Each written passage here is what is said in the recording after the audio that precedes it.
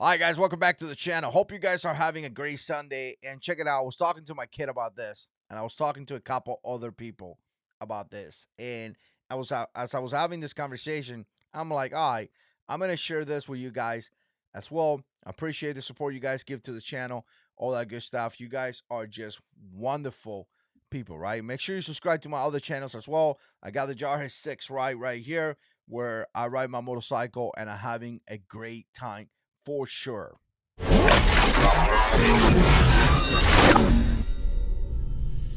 All right, let's do this. I'm going to try to do this fast, and I want to share something about the good Lord and understanding the Bible, understanding what you're reading, and understanding everything about it. In a way, kind of give you some thoughts about that, something that is coming from here, my brain housing groups, to you guys. And here's the thing, you're going to meet, if you're a young Christian, you're going to meet a lot of people that are going to speak to you about the Bible.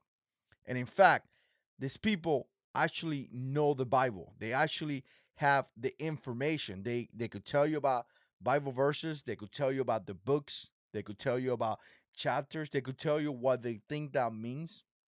And in fact, you see that here in YouTube when people come and speak about the Bible, but they are not believers, right? They are not believers. And when I see that, I'm very, very careful. Really, very careful. You want to learn the Bible, from someone that is showing the fruit, that knows the Bible, that loves the Lord, that is filled with His Holy Spirit. Not from people that know how to read pages. I could get a book and read some pages, but if I don't really understand what's going on in there, it's just pages, right? So, as you read the Bible, you need to understand one thing. When people teach about the Bible and talk about the Bible, when people read the Bible, there is information there. But in my opinion, in the way that I look at it, the Bible was not just put out there or, written in a way that you just read and that's it. The Bible is full of revelations. And this is what I was telling my son, right? I was talking to my son about this and I was saying, listen to me. The Bible is full of revelations. So how do you get the revelations, right? I think about this, and I explained to somebody today. I said the Lord or God the Father said, "Let it be light." He spoke, "Let it be light." Jesus is the one that turned the switch. But the light, when it reflects and you see it, was given to you by the Spirit. So God the Father said, "Let it be light." Jesus turned the switch. The revelation was given to you by the Spirit. You saw the light. And it's interesting when you look at it that way because you need the revelation. And in fact, you see Jesus saying, unless you be born again, you cannot see the kingdom of God.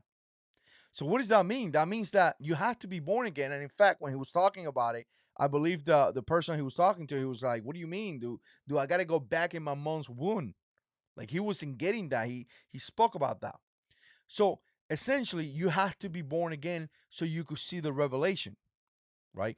If you're not born again, you cannot see the kingdom of God. So if you're trying to seek information about the Bible and learning the Bible, how are you asking someone that is not born again? Because if you're not born again and you cannot see the kingdom of God, how can you read the Bible and explain to me what the Bible is or teach me in a way? So you got to be really careful when you read the Bible. You have to understand the Bible. That to understand the Bible, first of all, if somebody's teaching you the Bible, that person has to be born again, has to be a Christian, has to be a person that is filled with the Spirit of God. And for you to truly understand the Bible, you have to be filled with the Spirit. So when you're filled with the Spirit, you get the revelation. So I give you an example. John 3:16. God is speaking about our Lord Jesus Christ, right? And He's saying, whoever believes in Him will not perish and have eternal life. And if you read that, you may think to say, oh, that's kind of cool. But if you have the revelation of the Spirit and the revelation, filled with the Holy Spirit, and you get the revelation of those, 2, 3 sentences, you could literally look at it and be like, whoa. So God loved me so much that He was willing to die for me. In fact, He died for me. And now that I know this, and he says, whoever believes in him will not perish and have eternal life, I could live my life under the revelation that wherever I go, I will not perish and I have eternal life. And no matter what the devil tells me, the devil will tell me, well, you're not a good Christian. You're not Christian enough. You're not good enough. You're not gonna go to heaven.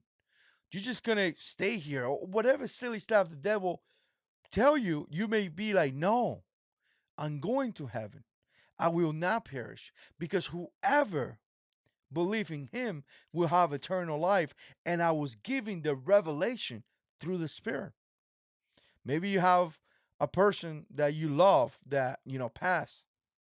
And the devil may come and tempt you because the devil has his way and may tell you things, whisper things in your ear. Maybe that person didn't make it. But you know that person loved the Lord. You know that that person is there because you know in your heart she or he loved the Lord. And you know what the Bible says, not because you read it, because you were given the revelation of God. So I told my boy, when you read these things, you got to read it in a way that is different from somebody that doesn't believe. You got to pray.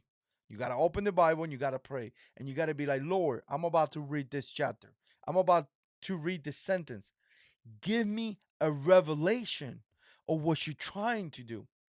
Fill me with your spirit and show me what you're trying for me to learn. It's so much different, guys. I'm telling you, it's so much different than when you open the Bible and you just read. And you read like a whole chapter and you'll be like, I don't even know what I read. But you may read 2, 3 sentences with the Spirit of God and you get a revelation out of that. That is what I do. You know, I do this a lot of times. Sometimes I get a Bible verse and I get that Bible verse and I kind of like think about it. And it may take me a week, it may take me a day, it may take me 2 hours. But I may get that Bible verse and as I'm going through it, I think about it. I give you an example. The Lord says, I am your high tower. And I'm thinking to myself, wow, the Lord says, I am. The Bible says he's a high tower. Lord, give me a revelation. What were you trying to say? And I'm telling you, I got a revelation out of that one, but that was for me. So, just an interesting way. You got to understand this. A lot of guys, new guys into Christianity, are reading the Bible and trying to get information, but a lot of times I feel that we just read the Bible. And we need to take a step back. And we need to take a step back and look at the Bible and we need to pray before, right? Or during or whatever. You need to like be in a connection with the Lord. You need to look at the Bible and you need to be constantly in prayer and asking the Lord to give you revelations. Lord, give me a revelation about what I just read. Lord, teach me what I just read. And I feel in my heart that it just puts you in a different level. It really puts you in a different level and allows you to get the Bible and learn so much more. Anyways, what do you guys think? Put comments down below. And as always, God is in control.